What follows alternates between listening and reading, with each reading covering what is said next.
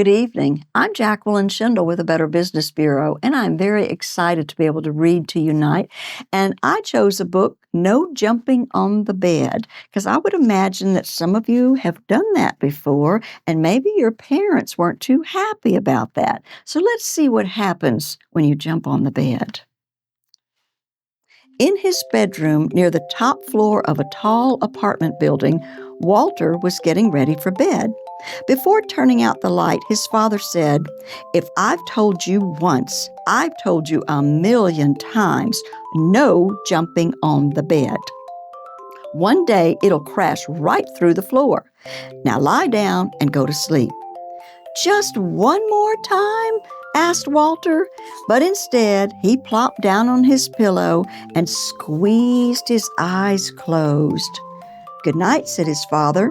He turned off the light and pulled the door almost closed. The room was dark and quiet, except for a soft thump, thump, thump coming from the room above. "That's Delbert's upstairs," thought Walter. He switched on his bedside lamp. "If Delbert can jump on his bed, so can I." Walter bounced higher and higher. On his last jump, his hair brushed the ceiling. But when he came down, his mattress creaked, the floor cracked, and the whole bed tipped sideways.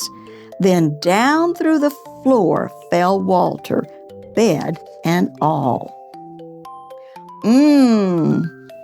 Said Walter. Now it happened that Walter's bedroom was directly above Miss Hattie's dining room. She was more than a little surprised when a bed fell through her ceiling and Walter landed in her plate of spaghetti and meatballs. "I was not expecting company for dinner," she mumbled with a mouthful of meatballs. "Oh," Walter said, "spaghetti is my all-time favorite." But before he could eat, his bed smashed through the table and kept right on crashing down through the floor. Down and down fell Walter, Miss Hattie, the plate of spaghetti, the bed, and all. Miss Hattie's dining room was above Mr. Matty's TV room. Mr. Matty didn't even notice a bed falling through his ceiling until a meatball bounced off his head. Miss Hattie tumbled into his lap, and Walter splashed into his aquarium. "I've already had my bath tonight," said Walter. He wanted to stay and watch the monsters on TV, but his bed crunched through the floor, taking the TV with it. Down and down fell Walter, Miss Hattie, Mr. Matty, the TV, the spaghetti, the bed, and all. Walter's Aunt Batty had just moved into the building. She was still unpacking when Miss Hattie, Mr. Matty, and a dripping wet Walter tumbled through the ceiling right into a box containing her rare Patagonian stamp collection. Oh my. When he burst through the bottom of the box, Walter was a sticky mess. "I see you've started collecting stamps," said Aunt Batty as she followed Walter through the new hole in her floor. Down and down fell Walter, Miss Hattie, Mr. Matty, Aunt Batty, the stamp collection, the TV, the spaghetti, the bed, and all. Hattie and Natty had worked 3 days building their dream house with blocks. Afraid that Fatty Cat might knock something over, they carefully shooed her out for the night. Then the upstairs neighbors came through the ceiling. "Excuse us," said Walter, remembering his manners. "We won't be staying long." The words were barely past his lips when Walter's bed bashed through the floor and continued on its way.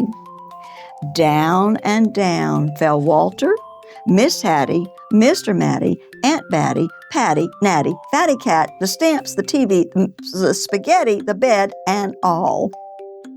The last thing Mr. Hanratty ever expected to see was a bed coming through his studio ceiling, followed by nearly everyone in the building.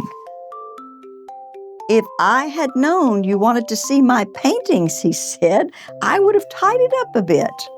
But they never once paused to admire Mr. Hanratty's colorful artwork. They were too busy splashing in his cans of paint. Then his floor caved in and everyone followed Walter's bed down through the hole. You guessed it.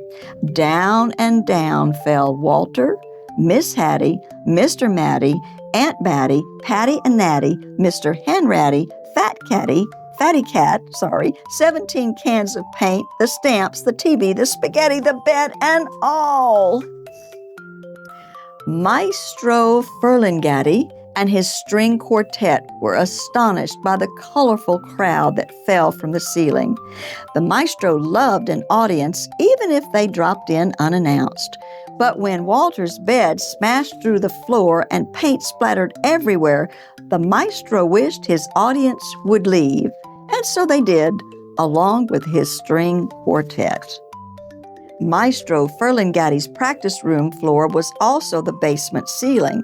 It was dark and quiet as midnight down there.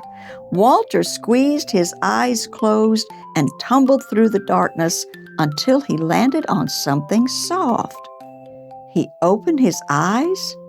Everything was in its place.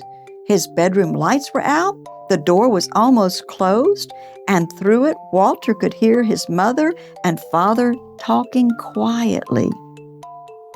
"No more jumping on the bed for me," mumbled Walter as he lay back down to sleep. Suddenly, he heard a creak. The ceiling cracked, and down came Delbert, bed and all. Down and down fell Delbert. Hopefully, you won't ever have a situation like this where you are caught jumping on your bed and it causes it to fall through your bedroom floor. I hope you have a very good evening and sweet dreams.